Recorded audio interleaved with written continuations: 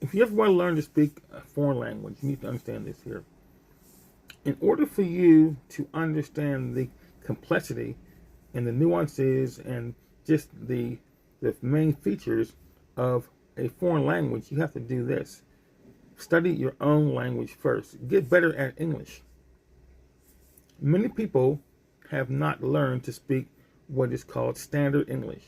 Standard English is basically speaking in a professional way using the proper grammar, the proper syntax, the proper structure of language that you focus on.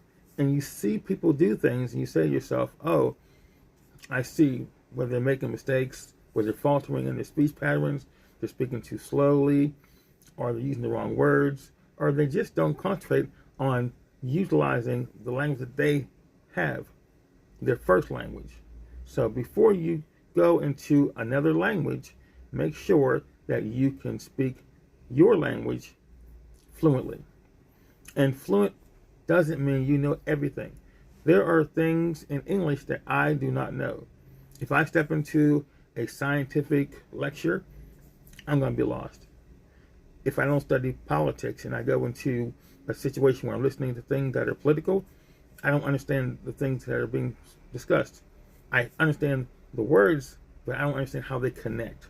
So what you need to do before you go into a second language, make sure that you understand how to use your language in a strong way.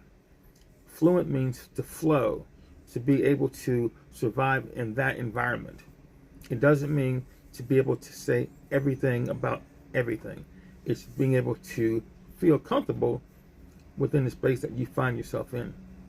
So once you understand that, when you go into other languages, you'll say, oh, I understand. I need to know how to express myself within this space. And that might be just to say who you are. It might be to say what you want. You can tell your story. There are many things that you want to do in the second language, but you first of all want to make sure that you understand that language is simply communication. So you want to listen,